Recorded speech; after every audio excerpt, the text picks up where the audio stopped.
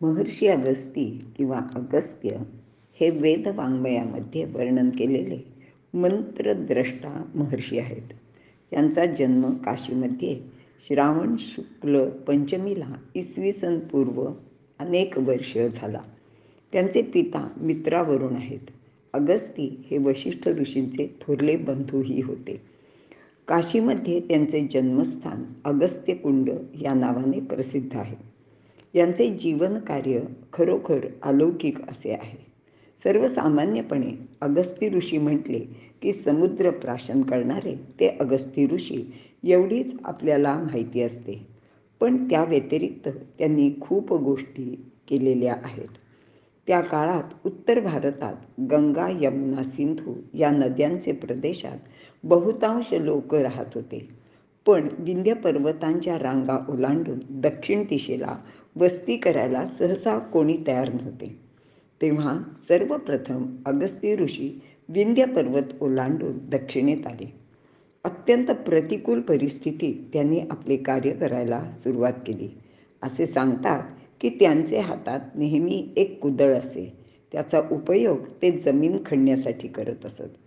तर धनुष्यबाणांचा उपयोग स्वसंरक्षण आणि दुष्टांचा संहार करण्यासाठी. अगस्ती ऋषी जेव्हा दक्षिणेकडे आले तेव्हा त्यांचे मार्गामध्ये पोन्नी नावाची एक पुरातन नदी आडवी आली आणि ती महर्षींचा मार्ग अडवून बसली. ऋषींनी तिची प्रार्थना करून तिला मार्ग करून देण्याची विनंती केली, पण ती नदी तशीच वेगाने वाहत राहिली. तेव्हा मात्र ऋषींनी स्वतःच्या मंत्रबलाने तिचे सर्व जल कमंडलूमध्ये भरले व आपला मार्ग मोकळा करून घेतला. त्यानंतर तो कमंडलू घेऊनच त्यांनी दक्षिणेस प्रयाण केले. यावरूनच आपल्या लक्षात येते की त्यांच्या मार्गात कोणी आडवे आले तर तो मार्ग निष्कंटक करण्याचे सामर्थ्य त्यांच्याकडे होते. नंतर ते तपश्चर्येसाठी एका रम्य स्थळी बसले. आता कमंडलूमध्ये अडकलेली ती नदी बाहेर येण्यासाठी प्रयत्न करू लागली, पण तिला ते शक्यच होईना. मग तिने गणेशाची प्रार्थना केली. तेव्हा गणेशाने एका कावळ्याचे रूप घेतले व तो हळूच येऊन कमंडलूला धक्का देऊन गेला. कमंडलू आडवा झाला व त्यातून नदीचे जल वाहू लागले. अगस्त्य ऋषीने ते पाहिले व कावळ्यामुळे प्रवाहित झालेली किंवा वाहू लागलेली म्हणून तिचे संस्कृत नाम कावेरी असे ठेवले. दक्षिणेत या कावेरीला गंगे समान पवित्र मानतात. तसेच तिच्यामुळे तेथील प्रदेश सुजलाम सुफलाम झाला. अशी ही कावेरी नदी हिच्या काठी ऋषीने आपली तपश्चर्या केली व आपले कार्य पण केले.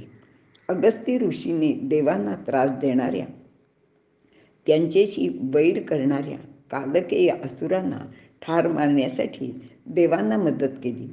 तिची थोडक्यात हकीकत अशी आहे.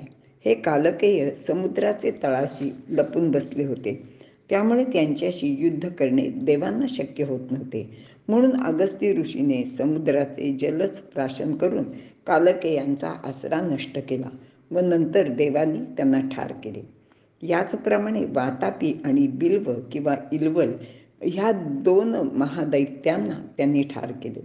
त्यांची हकीकत अशी सांगतात की वातापी व इल्वल दोघे मिळून ब्राह्मणाचे रूप घेत व इतर ऋषींना अगर विद्वान ब्राह्मणांना आपल्याकडे बोलवत त्यांची पूजा करीत, मान सन्मान करीत व त्यांना फळ अर्पण करून ते त्यांनी खावे असेही आग्रह करीत. त्यातील वातापी फळाचे रूप घेई. ते फळ खाल्ले की थोड्या वेळाने इल्वल त्याला हाका मारत असे व तो वातापी ज्याने फळ खाल्ले आहे त्याचे पोट फाडून बाहेर येई. इतक्या सोप्या युक्तीने त्यांनी अनेकांना ठार केले होते.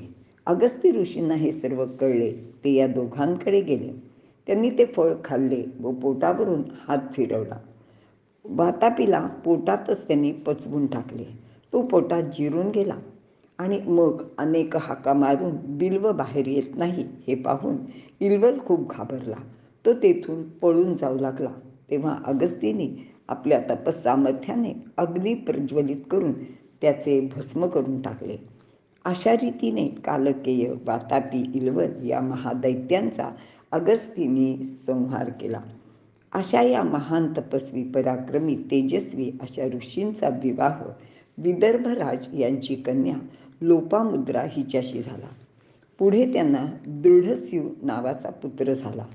महर्षींप्रमाणे लोपामुद्रानेही तपश्चर्या केली व त्यांच्या लोकोत्तर कार्यात त्यांना साथ दिली. लोपामुद्रा या स्वतंत्र बुद्धिमत्ता असलेल्या अत्यंत तेजस्वी आणि महान तपस्वी होत्या. तमिळ साहित्यात अगस्ती ऋषींबद्दल अनेक उल्लेख आहेत. ते वैद्यकशास्त्र व ज्योतिषशास्त्राचे आचार्य होते. त्यांनी औषध चिकित्सा पद्धती शोधून काढली. त्यांनी अगस्त्य रसायनम नावाचा ग्रंथ लिहिला. अगस्त्य कलाधिकारम हा स्थापत्यशास्त्रावरचा ग्रंथही यांचाच आहे. त्यांनी नौकाशास्त्र निर्माण करून सर्वप्रथम होडीचा शोध लावला. देशोदेशी भ्रमण करून अनेक देश त्यांनी त्या काळात शोधून काढले. रत्नशास्त्रम या संस्कृत ग्रंथामध्ये रत्नांची उत्पत्ती, लक्षण, गुण आणि त्याची परीक्षा कशी करायची याचे सर्व वर्णन केलेले आहे. अगस्ती संहितामध्ये विष्णुपूजन कसे करावे तेही सांगितले आहे. तसेच ललिता सहस्रकम स्तोत्र त्यांनी रचले.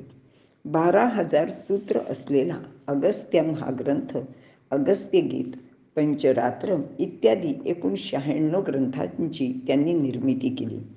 याशिवाय अष्टपैलू किंवा सकल शास्त्र निपुण ऋषी केरळ प्रांतातील कलरीपायट्टू या मार्शल आर्टमध्ये म्हणजे शस्त्रविरहित युद्धकलेच्या शैलीचे ते संस्थापक आहेत. ते जसे तंत्रशास्त्राचार्य होते तसेच ते युद्धशास्त्रात पारंगत होते. ते आपल्यासोबत नेहमी धनुष्यबाण बाळगत असत. धातूंच्या रासायनिक मिश्रणाचा प्रयोग करून सिद्ध केलेली अनेक अस्त्रे त्यांच्याकडे होती आणि ती सर्व अस्त्रे ते सुयोग्य योद्ध्याच्या हाती देत असत. दंडकारण्यात निवास करताना निसर्गात उपलब्ध असलेल्या धातूंच्या खाणी लक्षात घेता त्यांनी भूसर्वेक्षणही केले. त्याचबरोबर येथील जलसंपत्तीचे सर्वेक्षण करून या सर्वांचा जास्तीत जास्त उपयोग समाजाला कसा होईल याचे नियोजनही केले. त्यांचे सारे जीवनच विविध विद्या ग्रहण करून त्याचा समाजाला कसा उपयोग होईल यासाठी वाहिलेले होते. यांना तमिळ भाषेचे जनक असे म्हटले जाते, कारण त्यांनी या भाषेच्या व्याकरणावरील ग्रंथ लिहिला आहे. संस्कृत भाषेच्या तोडीस तोड ज्ञानभाषा म्हणून तमिळ भाषेला मान्यता मिळालेली आहे. त्याचे कारण महर्षींनी तमिळ भाषेत विपुल ग्रंथसंपदा निर्माण केली. ताडाच्या पानांचा उपयोग लिखाणासाठी करण्याचे प्रथम श्रेय यांचेकडेच जाते. या ताडपत्रांचा प्रभाव अनेक शतके टिकून होता. अशी अनेक हस्तलिखिते दक्षिण भारतात आजही उपलब्ध आहेत. ते एक उत्तम तत्ववेत्ता होते. तत्वज्ञान व ज्योतिषशास्त्र यांच्या संगमातून नाडी ग्रंथशास्त्राची त्यांनी निर्मिती केली. आध्यात्मिक योगबलाने भविष्य काळाचा वेध ते घेऊ शकत होते. श्रीराम व लक्ष्मण जेव्हा दंडकारण्यात आले तेव्हा त्यांना भेटले होते. त्यावेळी ऋषींनी रावणाबरोबर युद्ध करण्यासाठी उपयुक्त अशी अनेक अस्त्रे, ब्रह्मशीर नावाचे धनुष्य व बाणाचा अक्षयभाता त्यांना दिला असा उल्लेख रामायणात केलेला आहे. त्यांनी आदित्य हृदयम या स्तोत्राचा उपदेश श्रीरामांना केला होता. खरे तर एवढे सांगूनही त्यांचे गुणवर्णन पूर्ण झालेले आहे असे वाटत नाही. म्हणून या महान महर्षींपुढे आपण फक्त नतमस्तकच व्हावे.